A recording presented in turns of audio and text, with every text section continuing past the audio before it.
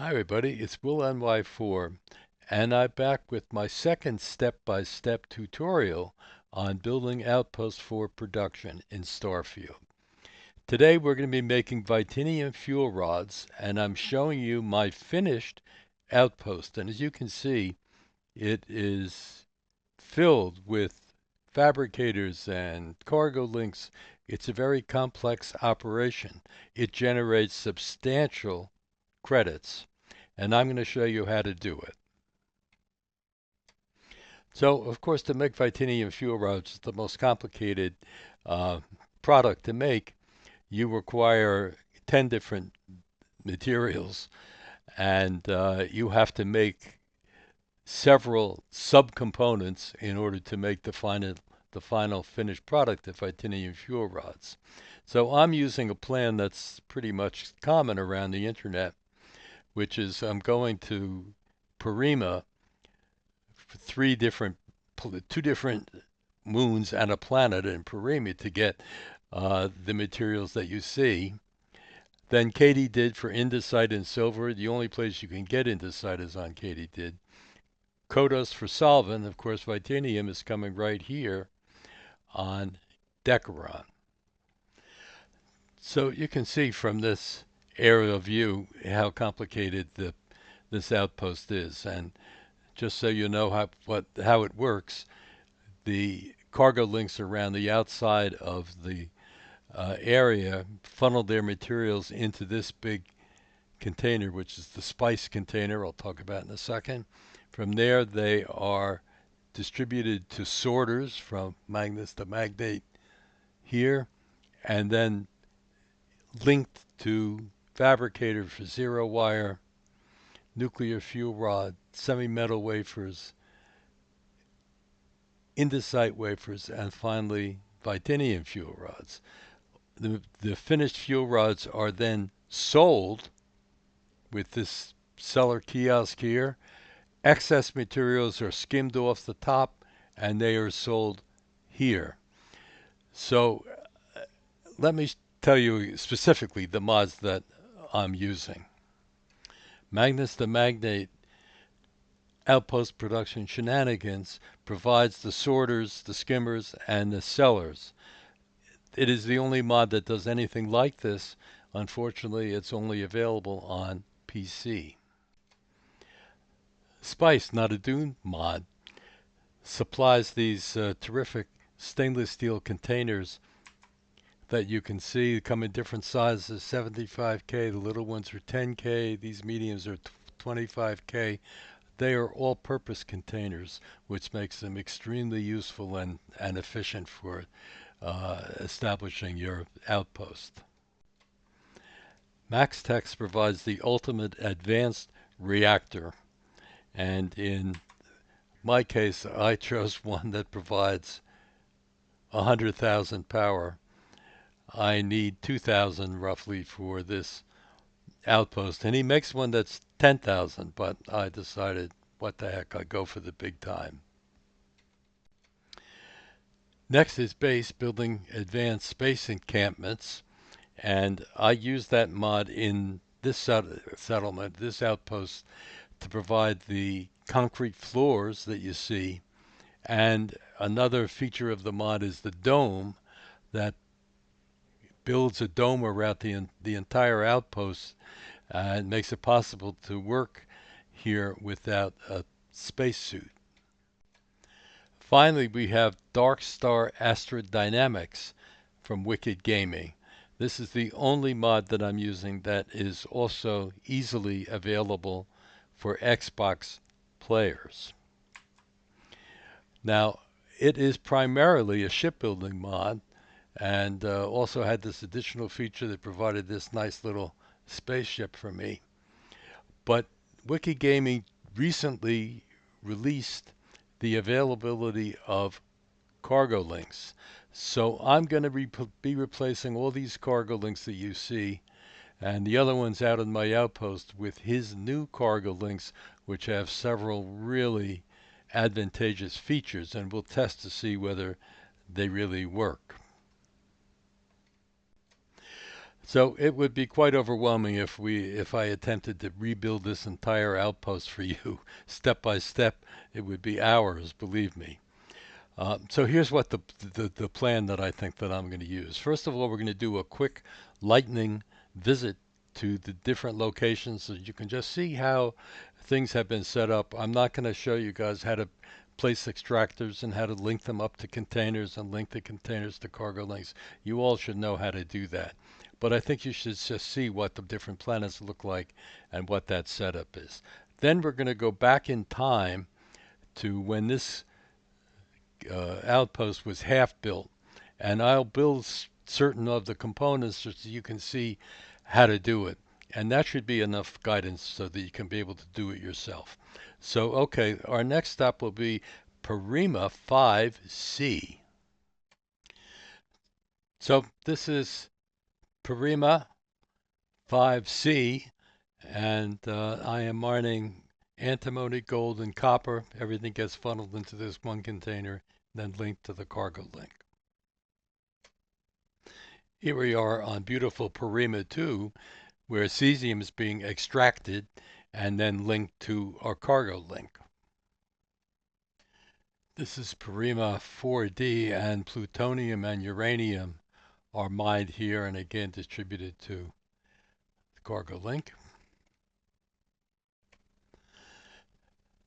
Well, here on Kodos, I kind of let my imagination run wild. I have enough solvent here for several different outposts and factories, but you do run out of it, so I decided that I would just go for it.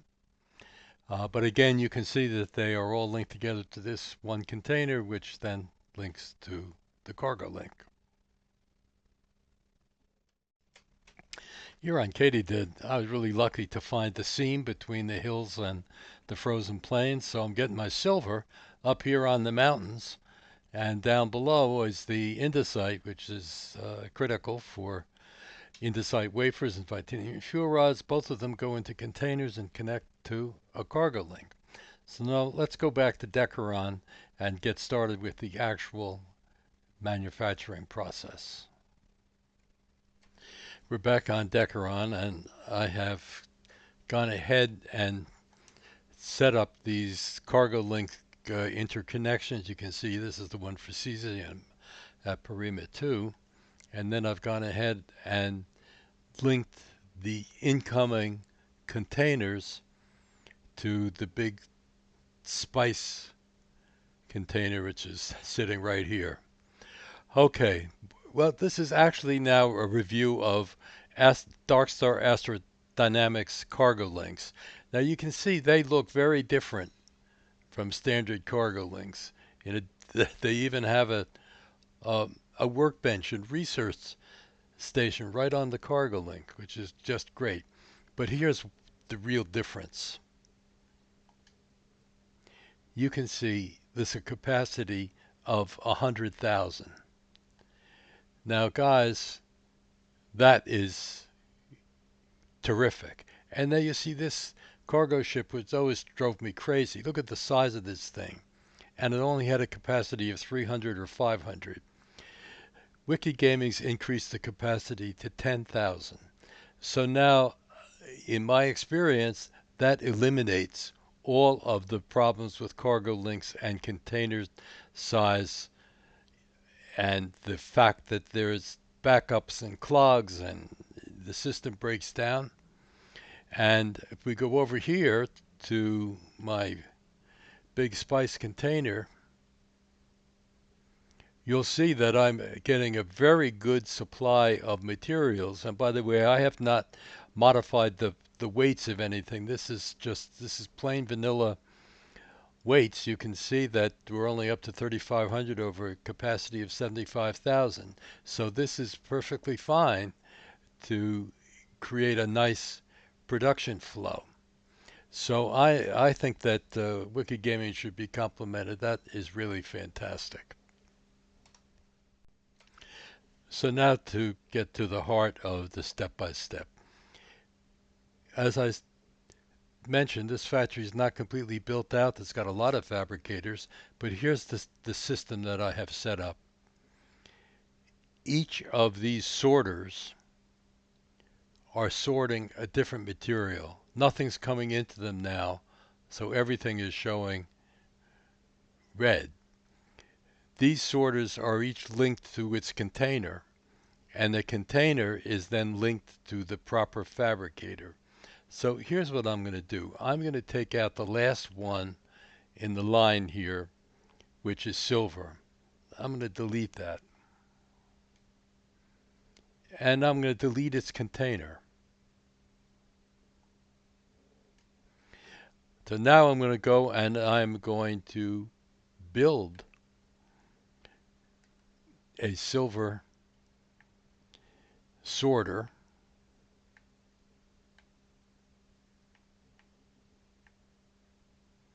And it's a solid, so we'll use solid as the model. And takes a little bit of maneuvering here. Okay, now we have silver. Now I'm going to put a little spice container.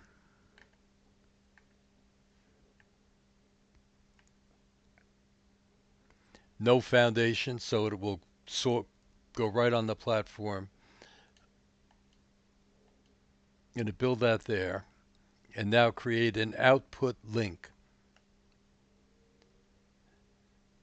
to that container. So now I have to go down, and you could see that that was not sorting for silver, it was sorting for aluminum.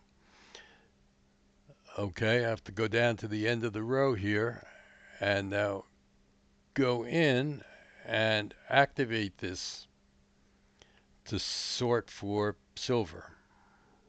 Up, up, up. There it is. So that means when I connect this sorter to my incoming materials, silver should come out here. So let's go and do that.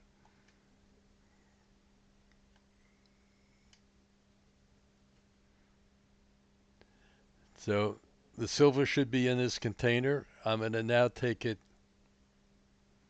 and link it just to this last sorter, the silver sorter. And there we go. Silver is now coming into this container. But we need it to be linked to the fabricators that make zero wire. So let's again go up into build mode. Now I want to take this and I'm going to have to link it to each of my zero wire fabricators, which are over here.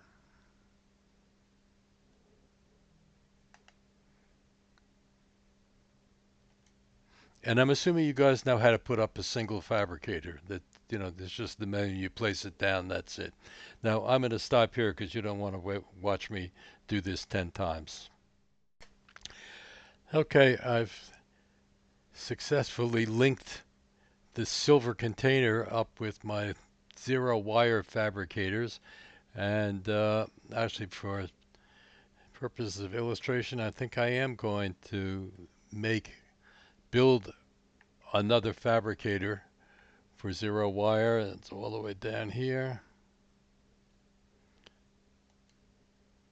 and now it popped right in place. Great.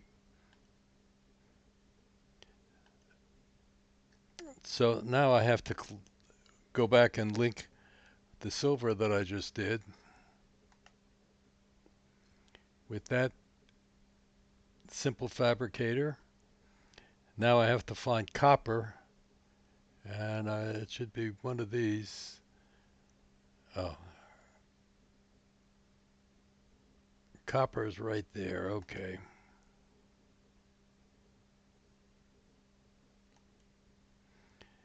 Now I have to link that to my container, and that should be getting us some zero wire. Yeah, starting to come through. So now I think it's time to hook up all the rest of the um, sorters. And to do that, we have to go, of course, again back to this, and I'm going to move this just to give my hands a little break here. Put it close there. Let's leave it there. And now I'm going to link the outpost, the output to each of my sorters. There's the Vytinium.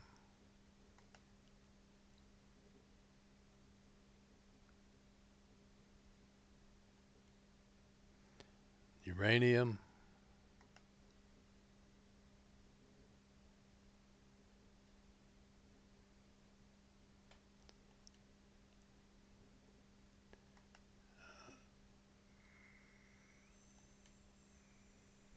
So now I see I never connected my Vytinium extractors to Spice, so let me quickly do that. All right, connected. Okay. So we'll go down on our row of containers. Are we getting some Vytinium? Oh, we get quite a bit of Vytinium. Here's uranium, that's coming in. Solvent, plutonium, andesite, gold, copper, cesium, antimony, and of course our silver. So the rest of the process is familiar if you know how to set up extractors. I'm sorry, fabricators. There's nothing mod related that changes the behavior of these machines. Now, there are mods that will make those differences, but I find that I can get enough production uh, without having to alter the speed of these um, fabricators. And we'll start to begin to see there's the fuel rods beginning to come through now that I have materials coming through. I got a lot of semi-metal wafers that apparently have been sitting there, and a lot of nuclear fuel rods. So I didn't empty all those containers before we started this experiment. And going back into the time in which I was here, I made the decision that I was going to add more and in effect double the production of this outpost, which I showed you at the beginning. And I think part of that was I have a lot of room here, and I guess I had nothing else to do with my time, which is, a factor if you're retired. Um, but also the cargo link system was so unpredictable and difficult that I felt they needed to have a lot of backstopping. I think that the astrodynamics situation has changed that considerably. Just let me show you another feature of the Magnus, the Magnate system, which I just discussed before. That system is the seller system, which allows me to sell all of my products right here on the site. If I open up the console, we'll go down and you see that I have programmed this one, of course, to sell Vytinium fuel rods. And in this case, Magnus will pay me a 30,000 credit stick for every 18 Vytinium fuel rods. There's 6 now that are being collected. And any credit sticks that are generated, I have transferred over into this GalBank container. Very handy. Let me open that up. You see I have 709 of those 30K credit sticks that have been accumulating. So why don't I take them? And now here's the trade authority kiosk, and I want to sell those cred sticks. This looks like 3,323 and 83 credits. I don't think so. I'm not taking that big of a hit. So it looks like we're down to, let's say 48 of them is 224,000 out of the 249. That's not bad. That's pretty good. I can go and sleep here for 1 hour.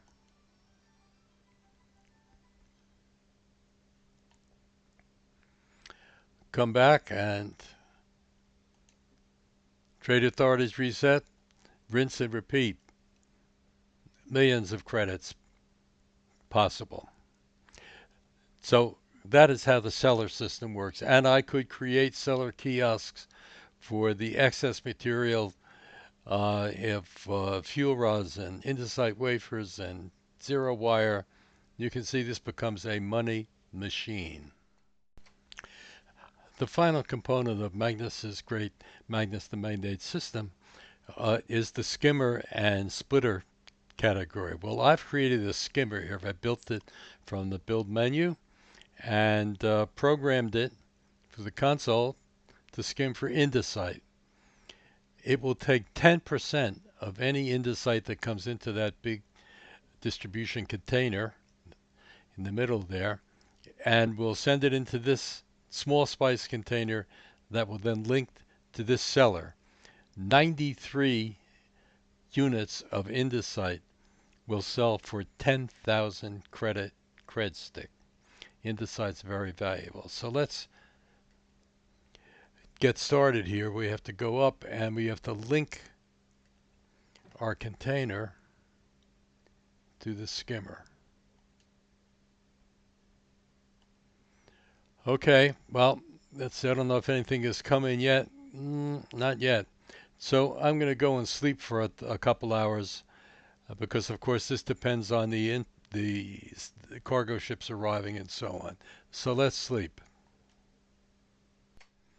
Well, the sun's gone down. Not that it was that great here on Decaron, but let's see what's happened here. Yeah, we're starting to get andesite, but how many credit sticks have we generated? 34, 10,000 cred sticks, 35, and 36. So they're coming in pretty good now. That's great. So, but this is the end of the video, guys. I hope you've enjoyed the little time with me. I've had a lot of fun doing it. Please leave your comments below. I will have links for all the mods which I showed you, of course. And I hope you subscribe and give me a thumbs up. And I hope to see you next time. Thank you. Bye.